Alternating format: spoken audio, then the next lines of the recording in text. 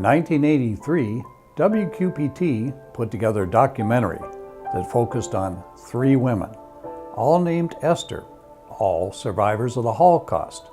The program aired over 3 nights as we were introduced to Esther Avrick, Esther Katz, and Esther Schiff. Each of these women shared for the first time publicly about their incredibly difficult journeys through the heart of darkness to liberation, into new lives forever colored by their experiences. I was fortunate to have been able to interview each of them for that documentary from 1983, and tonight it is my honor to introduce the 3 Esthers to a new audience to witness their stories. My name is Esther Schiff. I'm born March 2nd, 1925 in Kalisz.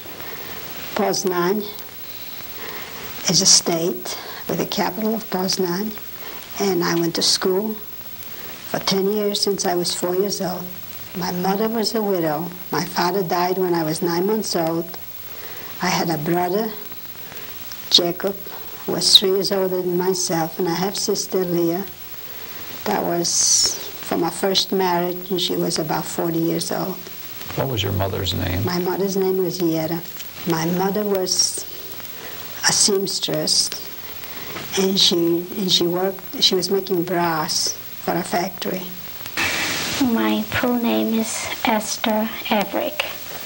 My maiden name is Fleischman. I was born in Poland in a town called Sochachev. I was 50 kilometers from Warsaw. I was born in 1925, July 15. My father's was Abraham Sholem Fleischman. My mother's was Miriam. We had our own business, coal.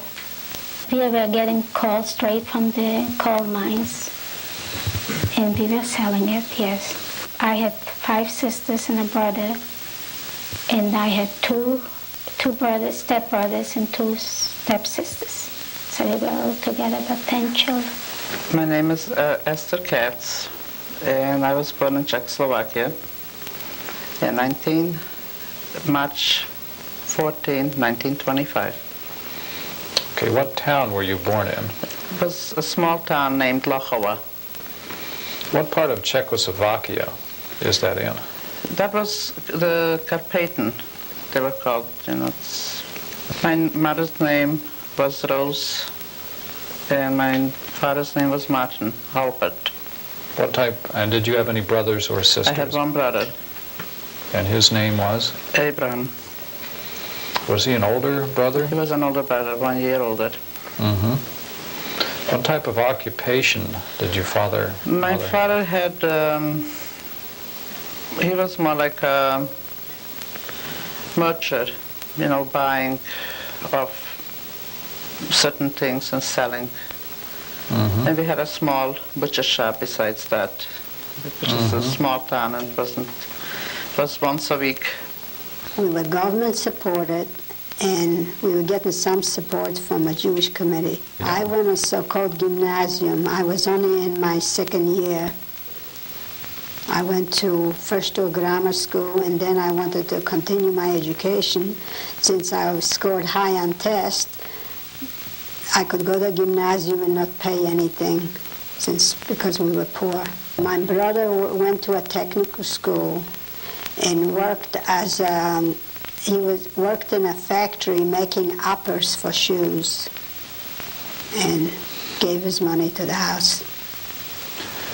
He was only 17 at the time, so he didn't work that long. The city that you lived in, about how many people lived in this city at Over that time? 100,000 people, Kalisz has. Was there a large Jewish population in town? Yeah, there must have been a lot of Jews in there. I was too young to count, but we had quite a few Jews. How large a town was it that you grew up in? I exactly don't know. Maybe about 15,000. Was there about how large was the Jewish community there? It was a big Jewish. The Jewish community was about 25, but we had a synagogue because we had from other around villages who came in to worship the services once a week in the holidays, and so it was a small town, a small village closer to a town, I would say. Were there any railways or major businesses nearby this town? No, just mostly farmers. Was the community primarily Protestant or Catholic? I think it was Catholic, more Catholic.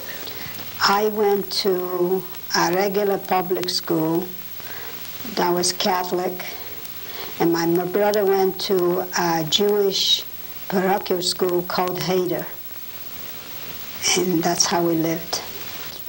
We had languages. We had to take 2 languages by the time we were 10, a must, where I came from. We had only religious classes twice a day, taught by a priest, not by a nun, by a priest. And the priest told our Jewish kids, we were about 70 in a class, that we can sit in if we want to, and we did, and we learned a lot. There was only about 4 Jews in a class of 70. Classes were large. Outside of school, what type of activities interested you? Well, we had so-called Zionist organizations for the Jewish kids. Could go to the Zionist organization. The girls could go to a parochial afternoon school. I went for 3 years called Beis Yankov. And I went for 3 years, but I didn't care for it that much, so I didn't. But I did go to the Zionist organizations that usually were dances and singing. Oh, the goal was to go to Israel and to leave Poland because of the anti-Semitic background of that we had. The Polish government was pretty anti-Semitic at the time.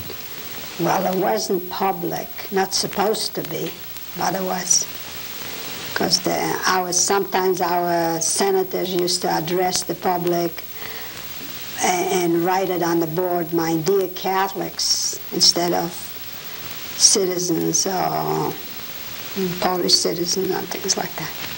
Since I went to a Zionist or clubs in the afternoon, they were not so religious oriented.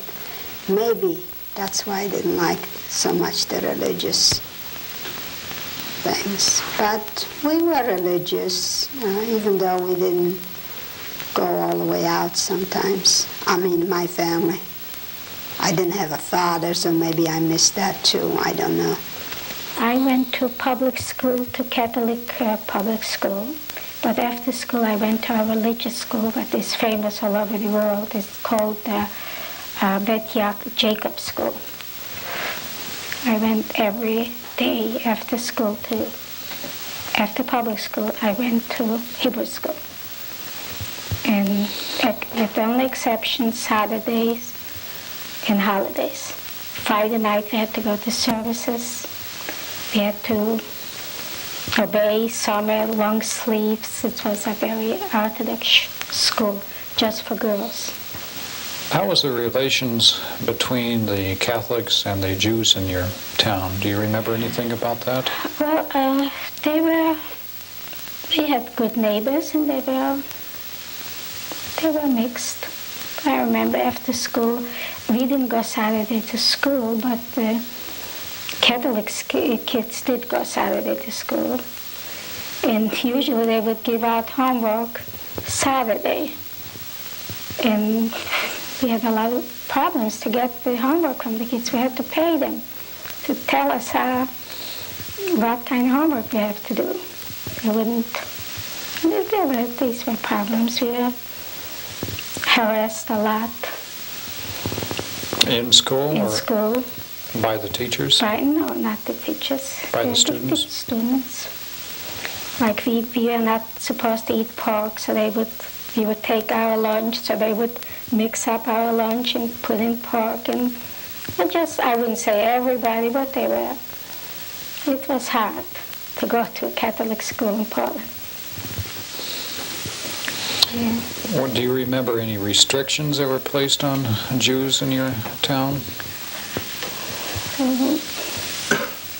before the war? No, I remember that the store, our stores were open on, it closed on Saturdays, but Sunday was also, the stores were not supposed to. So if a Jewish store was open, the police would harass them, and it was not allowed.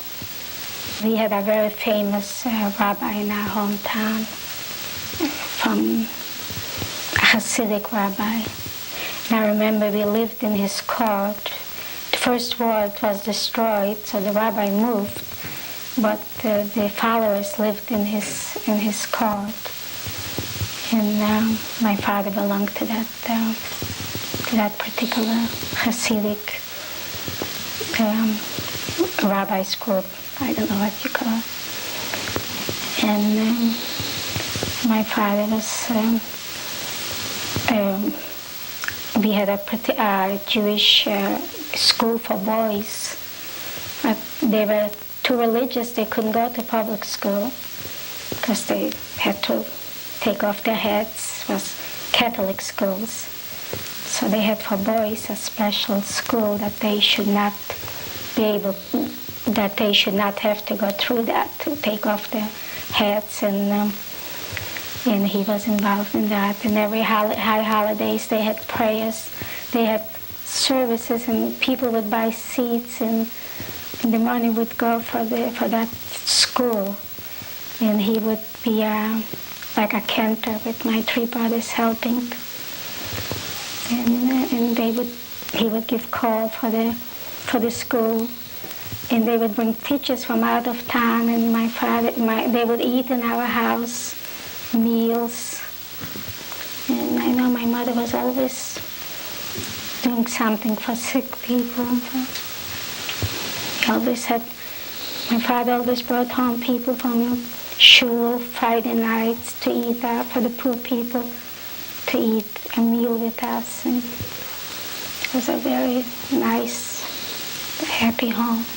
My memory is just the same like any other child who's growing up here in the United States or any place else. Grew up, went to school, we played, came on the Sabbath, we observed our Sabbath, we had all kind of it was really a nice life. We didn't, as a child, I didn't know otherwise, and just growing up and doing things what I was supposed to do. Most of the families there were Orthodox people. But I went to a school where it was like here, mixed, It wasn't... a public school. Public school, yeah. And when it came and I finished my public school, I wanted to go into high school, but I couldn't anymore because Germans came in and they would not allow Jewish kids to go into high school. Before the war in your town, do you remember any feelings about the Germans might be coming to attack Poland, or was it kind of a surprise to you and your family when they did? Well, I was very young, since I wasn't 14 yet, so maybe I wasn't so interested in politics. I really didn't know too much, but I knew that they were Polish German Jews that were Polish born, that were coming into Poland because Germany kicked them out. I only knew that. And then my friends, some of our Christian friends, used to make Polish remark. They used to say, Żydzie, Hitler za tobą idzie. That means Hitler's following you, better run away. That's the kind of remarks we used to hear. Well, you always find when you go to school, you always find one of the kids would say Jew, but that was normal. We didn't, it wasn't constantly, anti-Semitic, but you would be afraid till the time didn't come. That was in well, we heard about it in we were really the last ones who, it started about in 1940, 41. I would say that we started feeling that we couldn't travel to places without permission. We had to have from the notary that stating what you are Jewish and you are allowed to go. We heard rumors in 1939 that Germany is taking over Poland and they're killing Jewish people, which we would have, we just thought that it's stories that people come back and tell us, but we still didn't believe it. We never believed that something like that is happening. I didn't know what to do with myself, so I was picked up by that German officer. Was this a German in the army, German Wehrmacht? Yeah. He asked me for a hotel, and I told him it was quite a distance from here. So he said, would you mind going in my car and show me where it is? And it was not uncommon to do that in Poland, in college. It wasn't that far away. When I was in his car, he told me he needs somebody to take care of his mother because he's got to go on the Russian front, and I should take care of his mother for him. He's going to take me there. But I ran away from him in Neumittenwalden, that's before Breslau. That was already Germany. In half an hour we were there. While he went to get cigarettes, I ran away from him and ran into a Polish transport of Christians that were going to Germany to work in farms. And that's how I got into Germany. That was in December the 12th, 1939. Did you have any idea what had happened to your mother and brother, or where they might have been? No. Before I even got into Germany, I was on that train going to Germany. They were taking us. We didn't know where we were. Now, they were all Christians there. There must have been at least 400. They were spreading them out to the different places to go. So they were taking, I was thinking, what am I can't tell them I'm Esther Stiller. I have to make something up. So I made up a name in my mind that I remember some Jewish family had. A lot of Jewish family had Polish-sounding name. And I said my name was when we got into, for our day, we had to have shots and a physical, everybody in the train. They asked me for my papers. I said I lost it. They gave me shots. They gave me an Arbeitsbuch. You know what that is? A pass. Pass. And they fingerprinted us, and I told my name was Edwarda Opatowski, and that I was a Roman Catholic, and that's how I survived the war. And I worked in different farms in Germany. They took me to an Arbeitsamt Freising, that's not far, about 30 kilometers from Munich. And I lived there. Every couple of years I switched. You could switch with another. Being Polish and Christians, I could survive as a prisoner of war working without pay, just like 50 pfennigs a day. We were getting like a tarif, it's called. And that's how I survived, plowing fields, milking cows, and doing all kinds of heavy work in Germany, 16 hours a day, as a Christian. I went to church, I went to confession, I knew all about it from my school. When they asked you for papers and you had none, did you have to get some papers at some point? No, I guess I was a kid and they trusted me. It didn't matter. I couldn't have been a spy. I wasn't even 14 years old. So they didn't. First of all, I was going to be a slave labor there.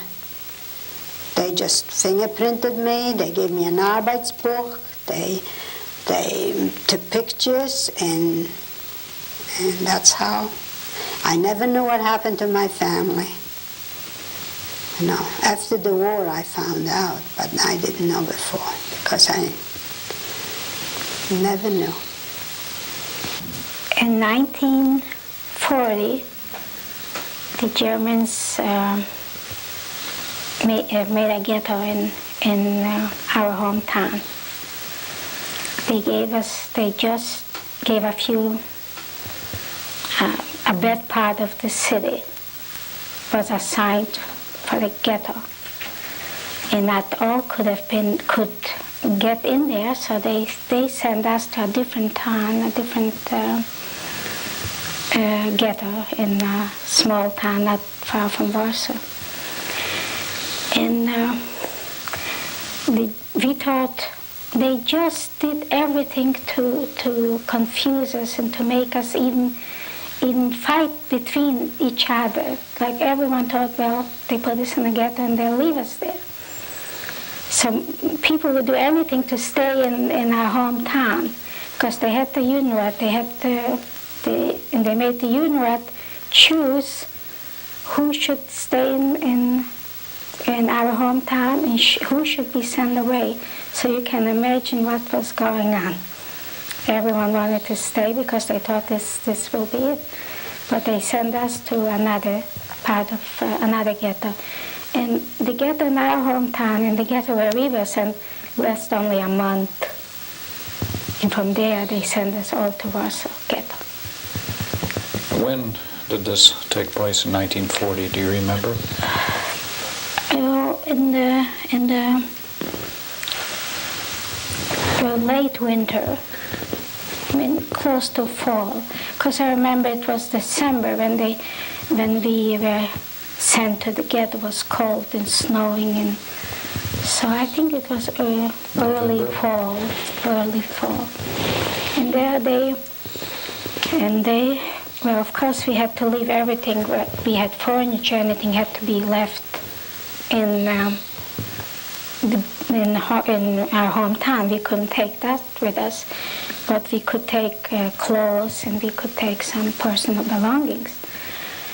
And then after a month, they told us all to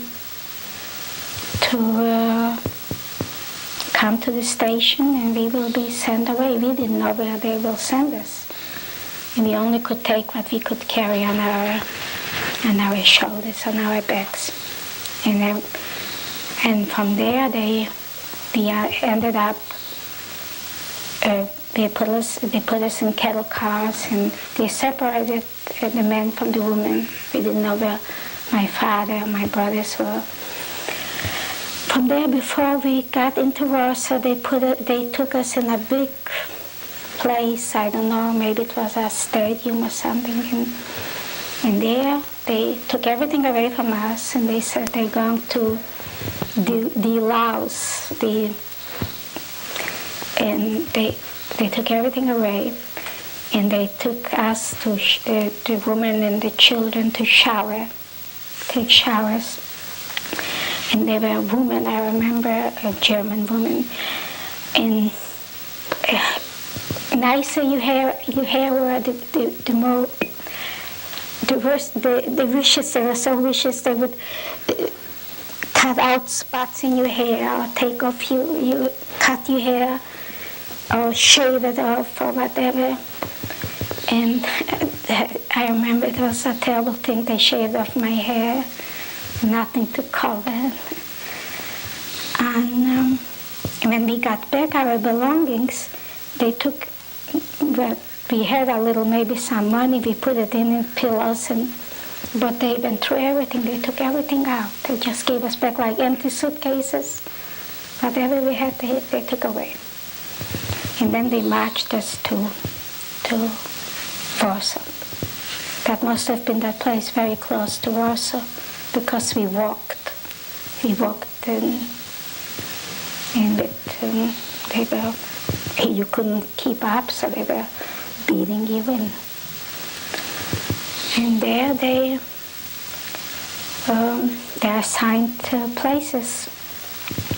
A few families in one room. And who assigned the Jew? Was this the Jewish government there, the Judenrat? They had a Judenrat, yes.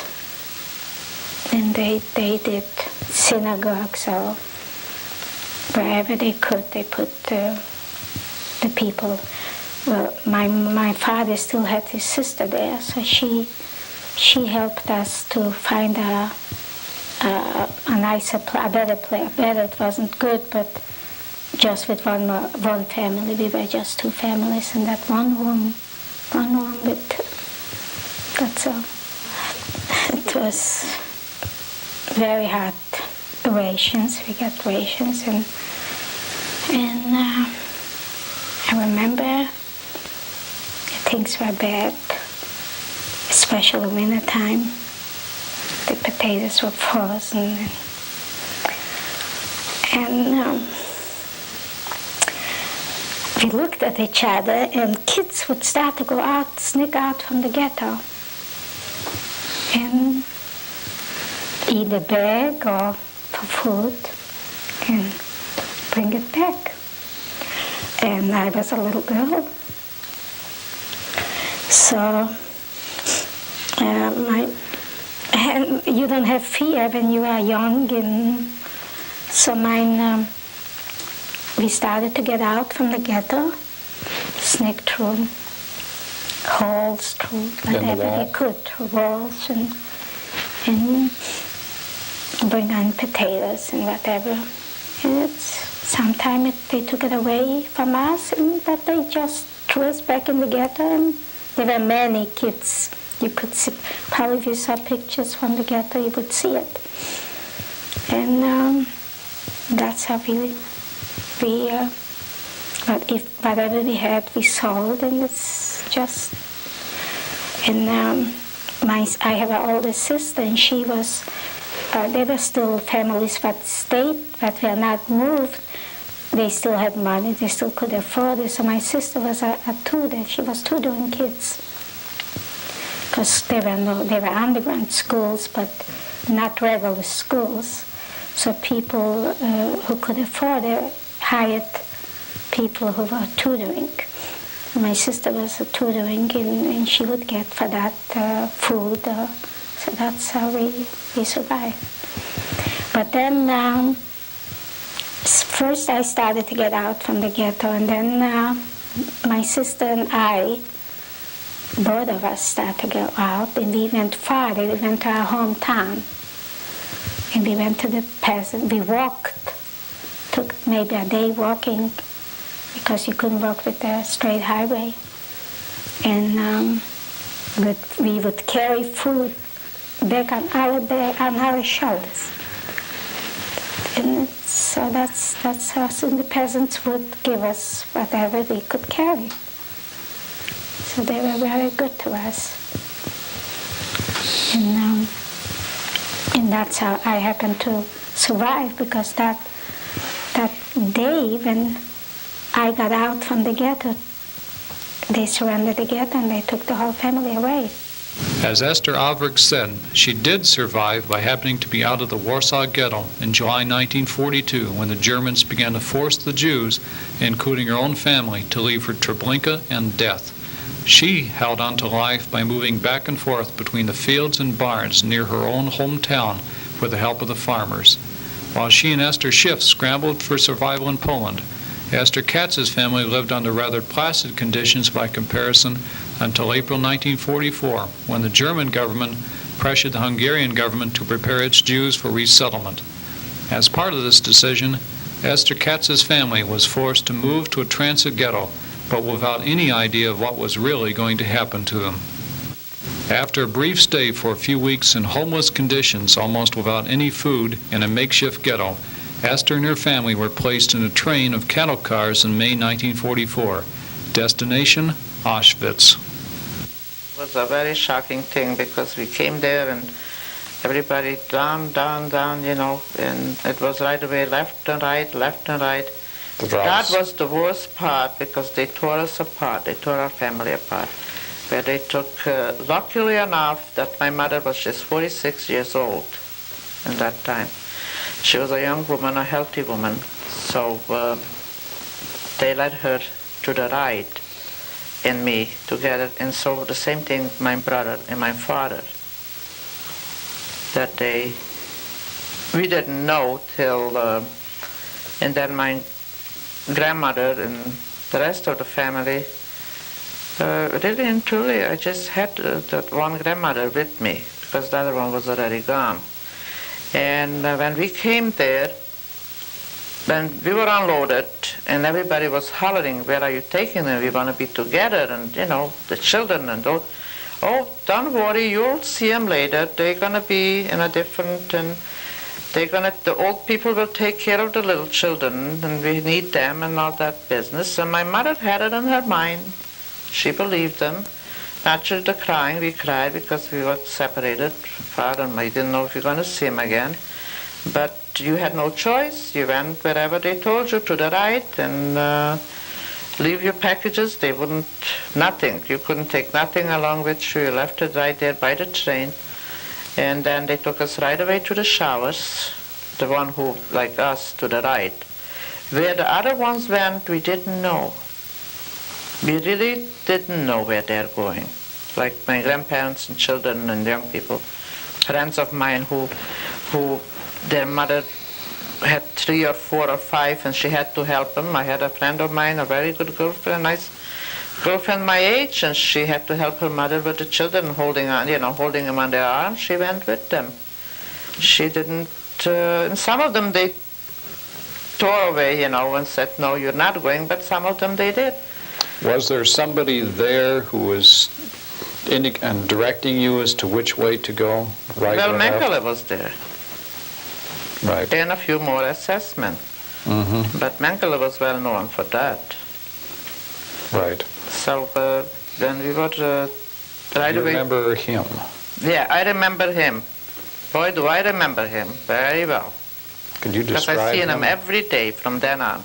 Mm-hmm. What did he look like to you? To me, he looked like a murderer. And we were so scared of him, really, because he's the one who selected you, where you're going. Tall man, Mm-hmm. They, if you think back about it, they all look the same. Really, with their thing in their hand and the boots, and some of them wore glasses, and I think he wore glasses, I think. And they were there right at near the station and directing you which way? Every time a train arrived, they were there. Besides the soldiers who took the people to crematorium, who took people to the showers. If they wanted them, they could take, that time, they could take so much, they couldn't take the whole load. So we were straight to the showers and shaved our heads. And then you were taken... Gave us the striped clothes, wooden shoes. My mother we had to hold on to each other because she wouldn't find me. She wouldn't recognize me without hair. So it was really a hard time to hold on to each other because there was a lot of parents and our sisters who would not recognize each other after they were shaven their heads. They just couldn't, So after that, they took us to the barracks with nothing, like I said, just Which block number were you in? C. Block C. We arrived to that in the barrack, and there was already people. There were people already, Polish people. Naturally, they suffered a little longer. We came a little later, which we did not understood in that instant. We couldn't believe that, Jewish people would be so rough and sometimes a little mean. Even she was called Block Älteste. That means the observer of the block, and she was Jewish. Matter of fact, she was Czechoslovakian. But she must have gotten, unless she was living in Poland, I don't know, must have gotten there a little earlier. And I couldn't believe it that she herself could be that mean. But then later on, we realized that they really suffered and suffered and suffered, that it was for their survival, whatever they did. When you say that she was mean, what sort of things did she do? She was mean in her way, like she would tell us what to do, or when we arrived and we didn't know, we asked her questions, we would say, what's going on, what are those chimneys, why is that fire constantly burning? Oh, they're burning your parents and your children. I want you to know that's your brothers and sisters and your mothers and fathers. So we were just shocked. we couldn't believe it. What is she talking about? Why is she saying that? But to her it was already, it had no, she had no feelings because she must have been there about 3 years or 2 years, from 1939 till 1944. That was quite a few years. When we came there and they told us, and when we had to get up that every morning for that sail appel, that meant the counting, and I seen what he was doing, coming there and picking out people, and they, really disappeared. So I know, but I had, in a way it was good to have my mother there, but in another way it was not good. We were feeling sorry for each other. I didn't want her to suffer. She didn't want me to suffer.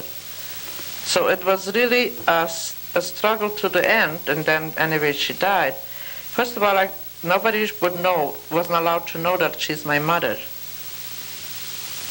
But she looked so young, so that, and as many times as Mengele came in the morning, I had to hide her.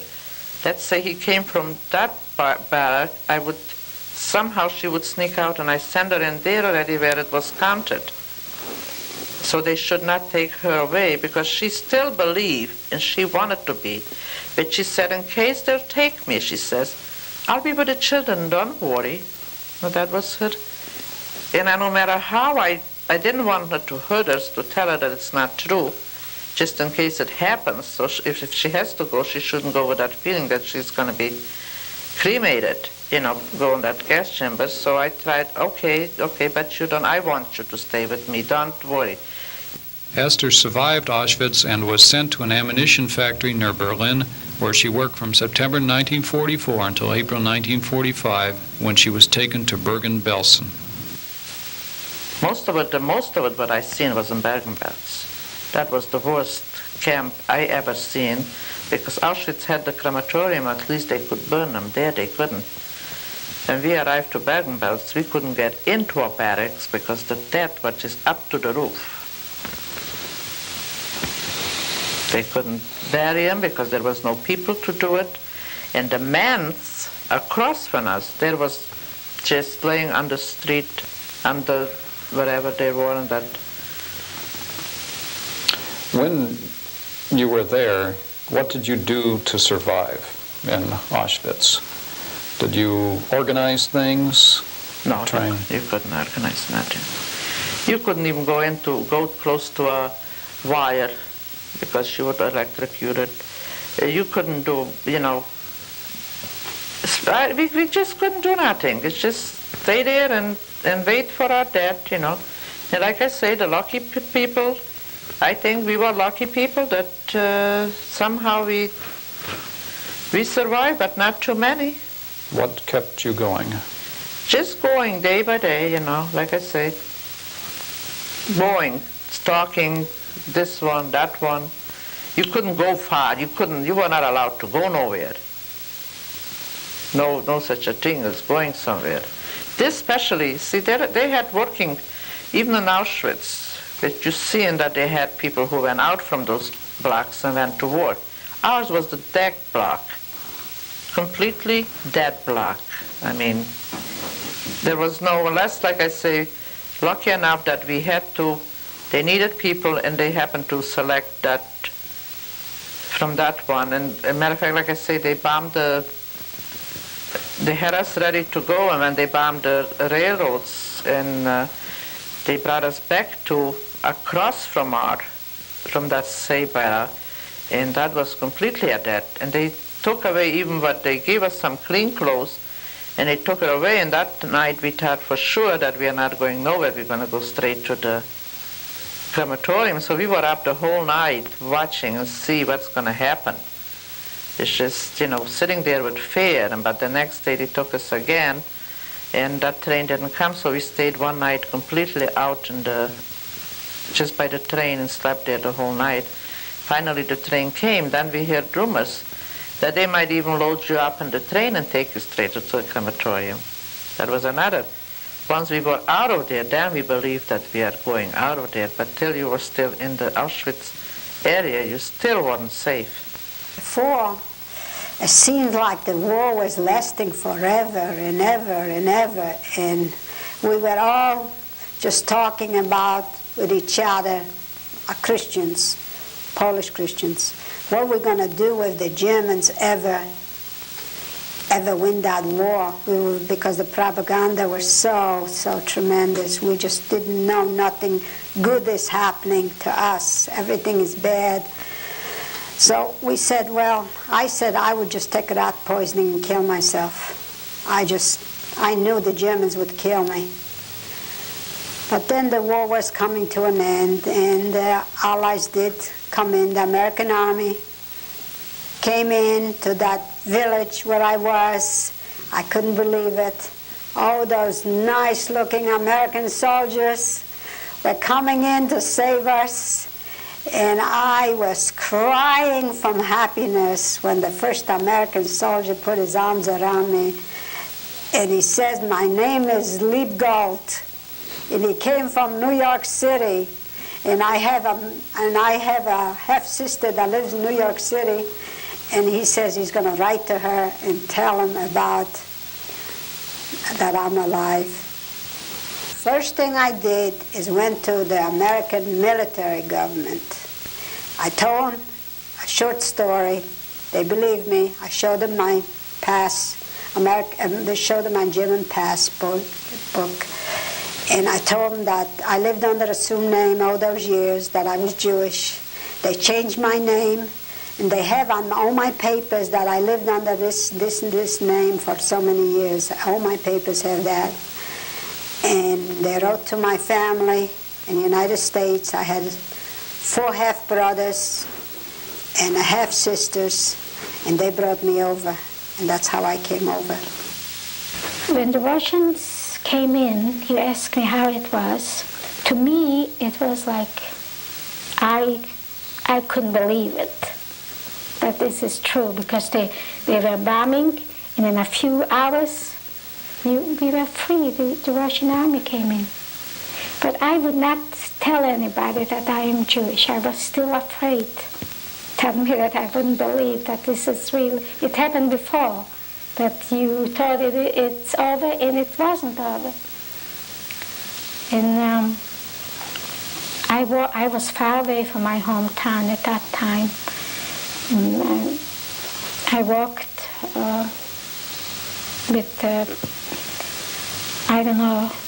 from Krakow to my hometown was a long, I don't know how many kilometers.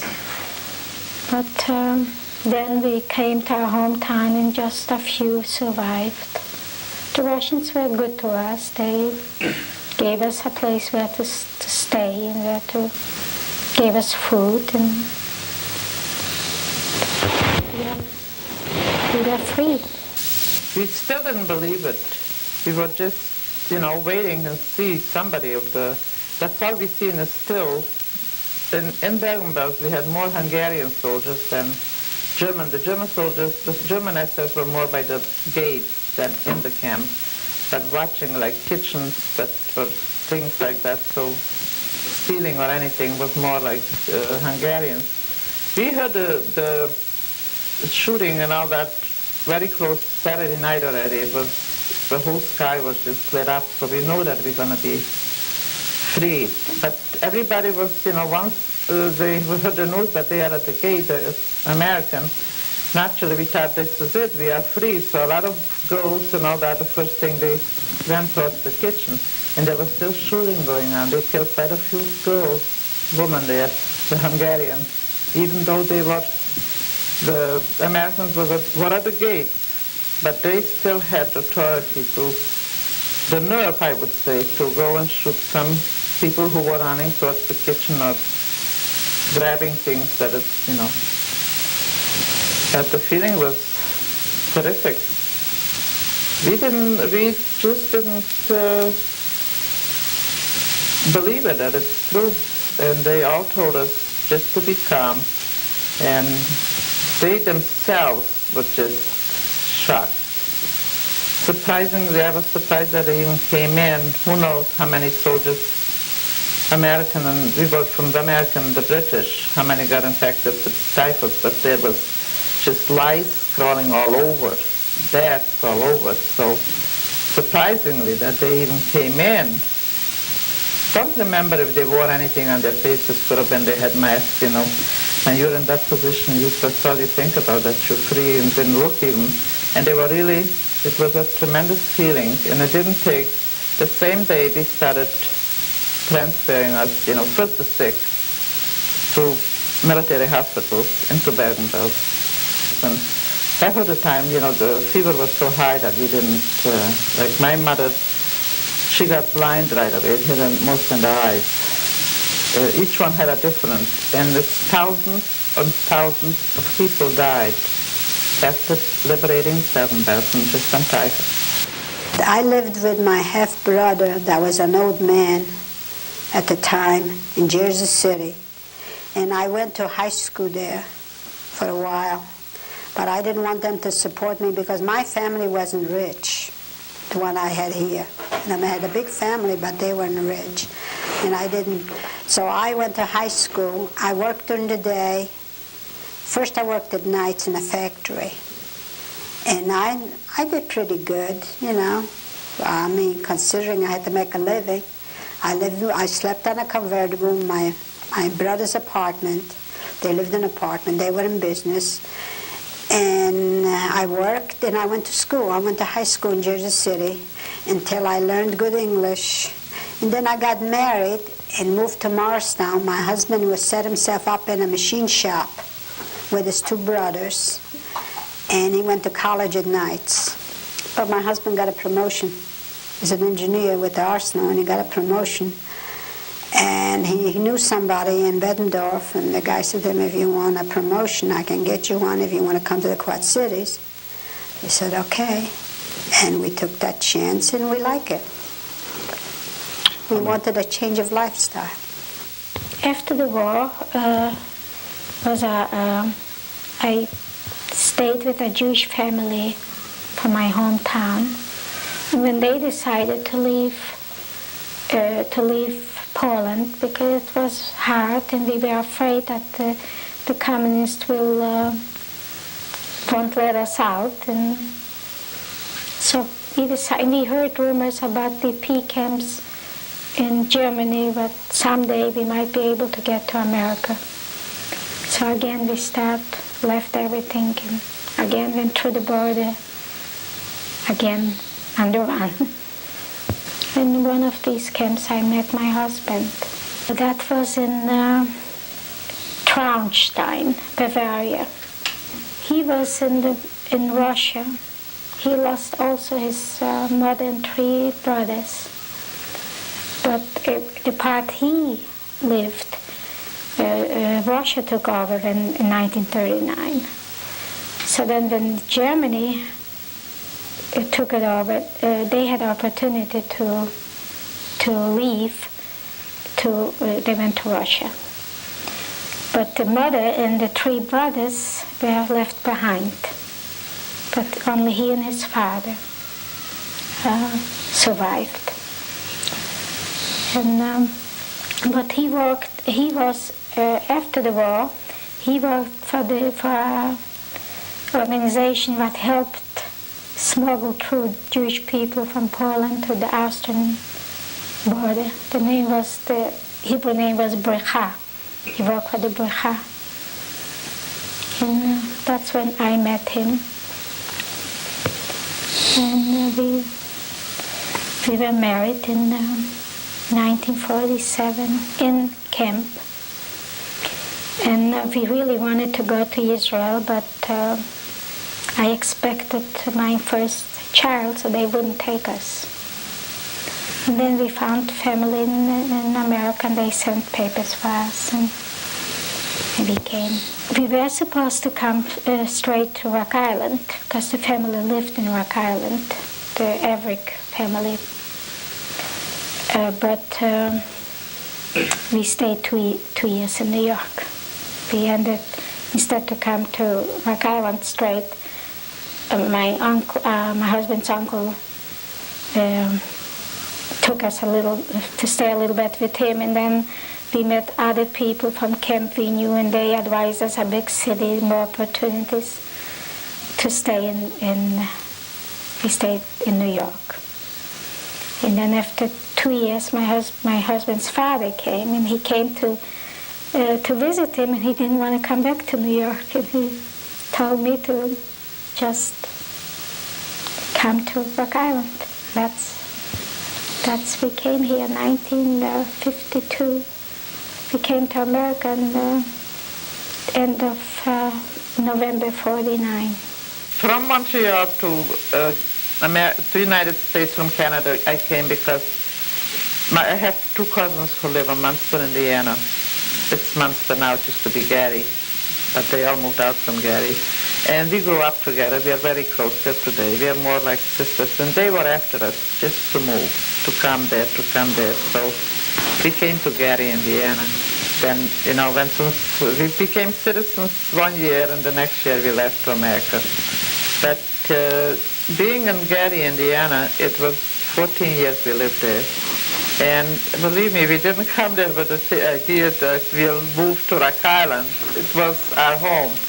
But things changed, people started, we had the kosher meat market there, same as here. And then as everybody was moving out from the city into the little suburbs, and the business got downhill, so naturally you look for something else. And we just happened, my husband reads the Jewish paper, the Forward. We just happened to see it there, that they're looking, we never know that Rock Island exists. Even tons of people were asking, where is Rock Island? Had no idea. And my son was that time, and I think he started first year of law school, or second year, I don't remember. And he came home, I says, where is Rock Island? Do you have any idea? He says, what is it? He says, well, my husband called up, he did call up here to Cantor, I think it was Cantor Esling he called up, because there was a number to call. It wasn't the Tri-City Jewish Center, I don't remember. And they said, yes, we are looking for a kosher butcher, and are you interested? So one Sunday, my son came home for vacation. We all got in the car, took the map, and came to Rock Island. Right now, the older I get, and more guilty I seem to feel about the past, that all those Jews that got killed, and here I'm the survivor. Why did I survive? I just get this feeling of guilty feeling about it, and I don't know the reason. But I remember for years after the war, I used to have dreams about my mother and my half-sister sitting on like a courthouse steps. You see those big steps like on a courthouse with the columns. We have the same courthouse in Poland like everywhere else. And I used to see my mother and my half-sister sitting on those steps. And I would go walk, I'd be across the street, and I'd be looking at them, and they'd be looking at me, and I would pass them by, and I would have those dreams for years and years, even after the war, but they disappeared. But I used to feel real bad getting up in the morning and having that dream.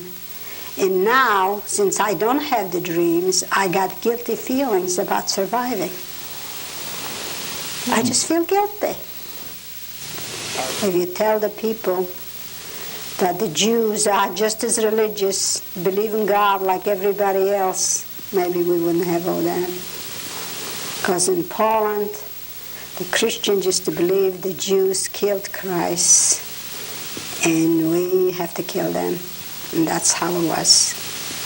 It's sad to say, even though I'm patriotic, I have my Polish eagle right above me here.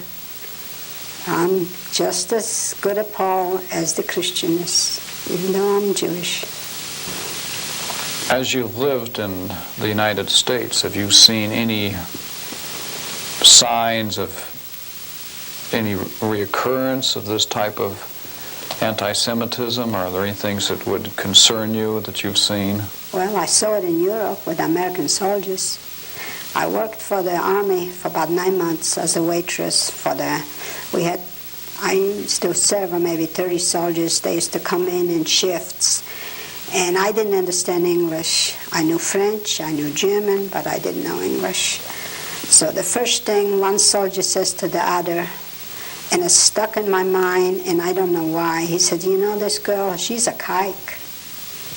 So I asked some Jewish soldier, what does it mean? So he told me, and I really felt real bad. That was my first experience with Americans being anti-Semitic.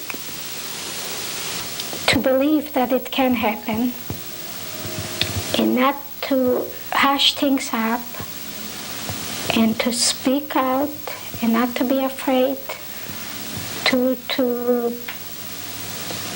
talk about it, because the only way, if we talk about it, and we let the world know, maybe this won't happen again.